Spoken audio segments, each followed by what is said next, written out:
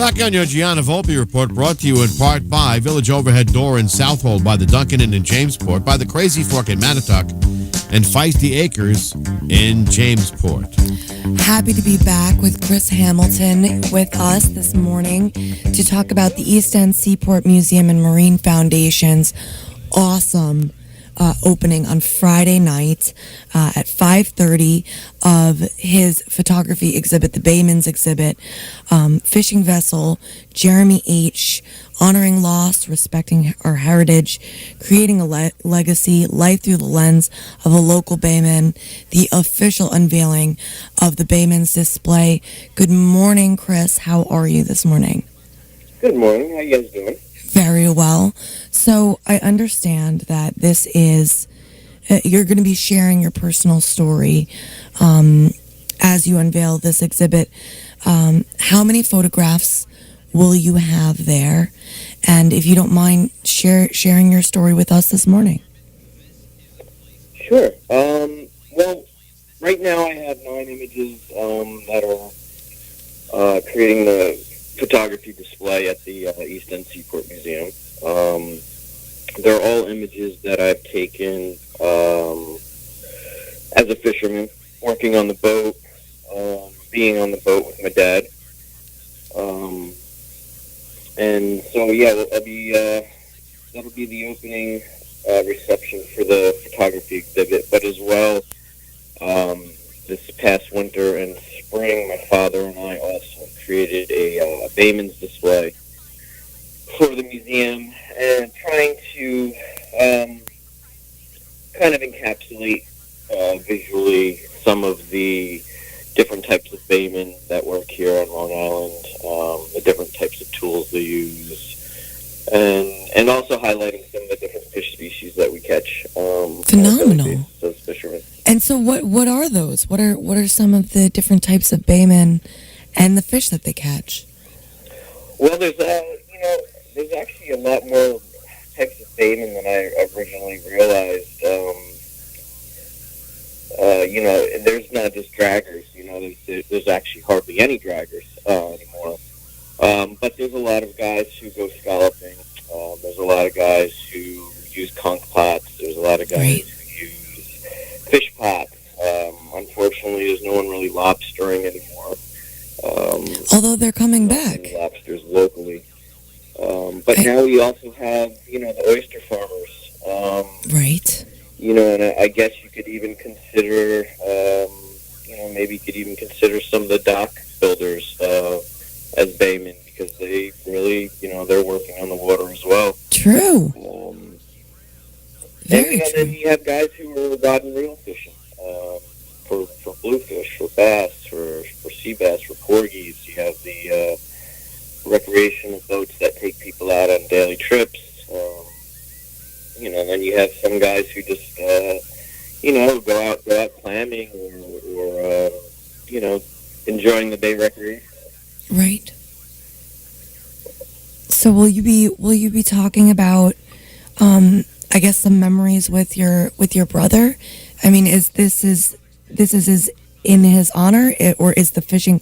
I guess the fishing vessel is named after him. Yeah, my brother passed away 7 years ago, and subsequently, a couple years after, we had my dad's original boat, the Miss Nancy, was kind of getting to the point where it was difficult to maintain. It was an old wooden shrimp boat, and so ultimately, my dad decided that he needed to get a different boat. And after a lot of research, he finally found one. And so we wanted to rename the boat. And my mom, my dad, and I all sat down and all agreed that naming the boat after my brother was appropriate. And and so we called it, the Jeremy H. in memory of my brother. And after my brother had passed, the year after, the spring after, I was able to start fishing with my father again. And so the springtime I would fish with him over the winters. I would help him on the work on the boat, and in the fall I started scalloping with him more. So spending a lot more time with my father and kind of reconnecting with a lot of things that I remember, as a child and as a teenager doing, because I hadn't done it much in between. Right. So it was a way for me to heal with my father, Yeah. my family, but it was also a way for me to kind of reconnect with my roots. And ultimately, this is something that led to me finding photography. Wow. Has kind of gotten me to where I am right now. Beauty from pain. Do you remember?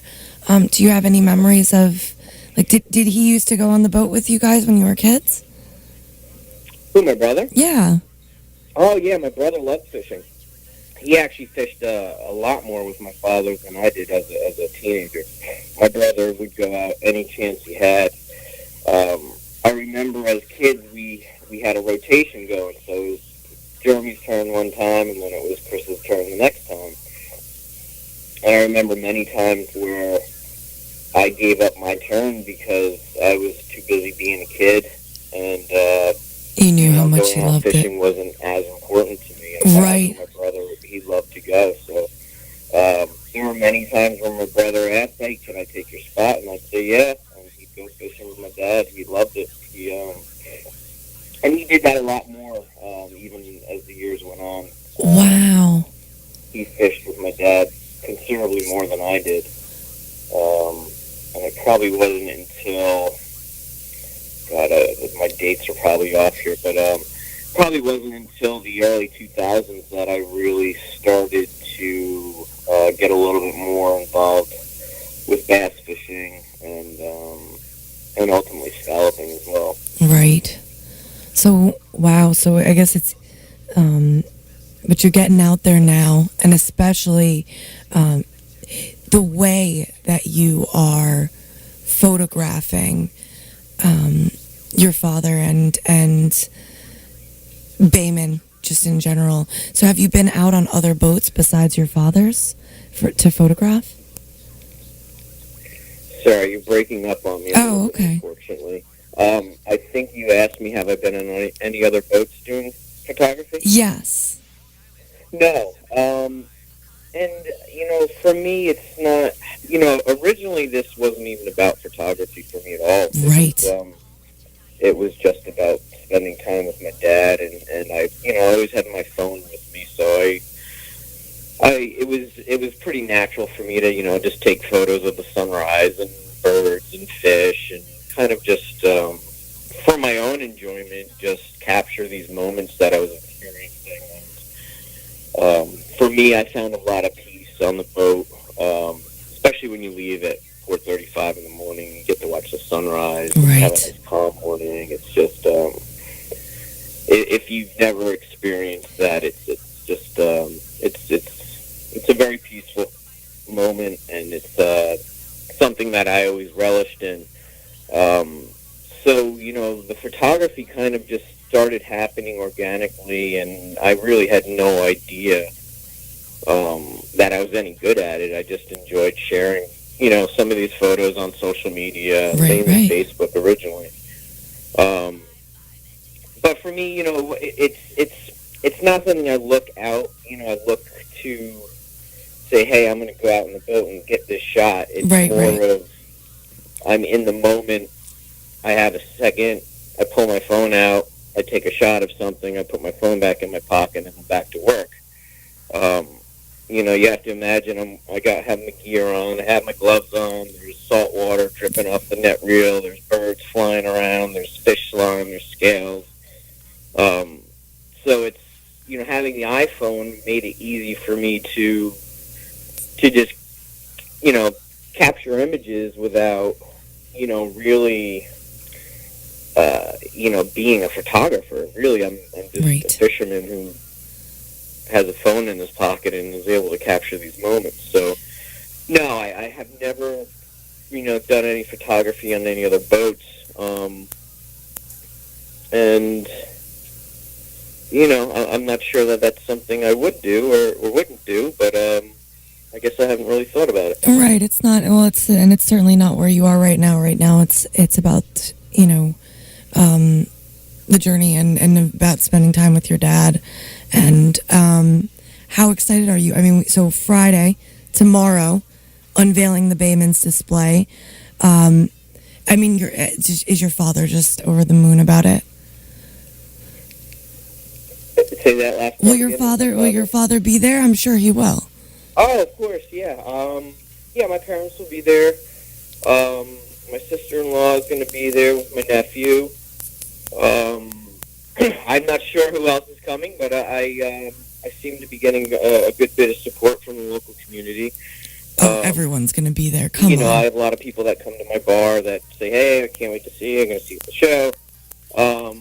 So yeah, I am excited about it. I'm kind of scratching my head, wondering how I ended up here and how I'm doing this. To be honest, it's kind of surreal, right? Kind of just evolved on its own, and here I am giving a presentation on my life in some way. And right.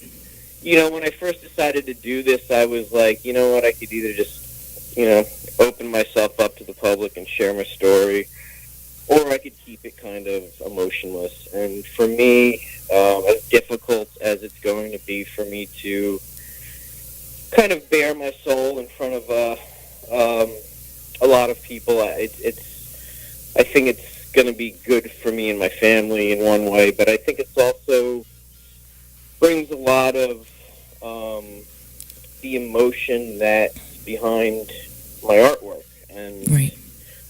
I'm hoping that that's things that people realize when they look at my photography, is that there's a tremendous amount of emotion behind it and feeling, and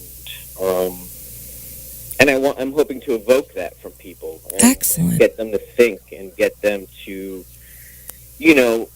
look at an image and feel something like they're in that moment, or that they could understand, Oh, and it's such important. The struggles that a fisherman goes through, right? Because it's a very difficult lifestyle, and there's not a lot of people. My dad, there's not a lot of people how hard talking he's about. worked, and I want to honor the heritage of the Long Island fishermen. And unfortunately, there's a lot less fishermen here in the North Fork than there used to be. Right, and there's not a lot of people talking about really who the Bayman is, and exactly like what you said, the difficulties that they face increasingly out here.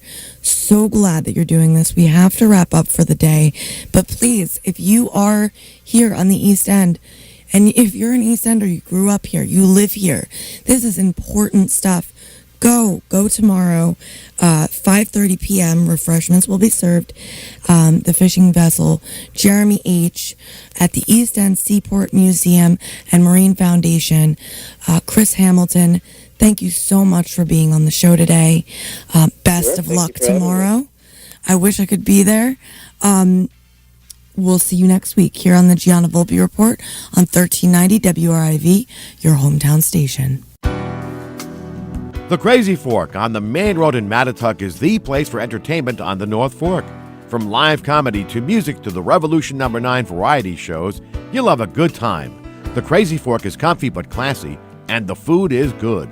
Whether you're looking for fish tacos or lobster mac and cheese, or a steak or seafood, you'll love the Crazy Fork. The Crazy Fork also serves homemade pizza and a sandwich for every taste. So don't stay home tonight. Come on out. Have some fun at the place for entertainment on the North Fork. The Crazy Fork. The Crazy Fork on the main road in Mattituck. Call 631-298-1100 for The Crazy Fork in Mattituck. Psst. Hey, you. Yeah, you with the face. What's the matter? You ain't never seen a talking bird before? I'm just that good looking, right? That's because I come from good stock, raised right here on the East End of Long Island. What do you think, I'm joking? Feisty Acres is the only farm in the country dedicated to growing certified organic pasture-raised game birds. And we ain't just talking guinea fowl. They got quail, turkeys, fall partridge, black silky chickens. They even sell pickled quail eggs for crying out loud. They're unbelievable, these guys. But don't take my word for it. Check Feisty Acres Farm out yourself at 211 Manor Lane in Jamesport every Saturday between 12 and 5 p.m. Catch them at the Union Squares Farmers Market on Wednesdays in Manhattan. Find them on Facebook, Instagram, and don't forget to sign up for their newsletter at FeistyAcres.com for the latest on their Bob White Quail release program. Feisty Acres Farm. It's for the birds, man. The best ones.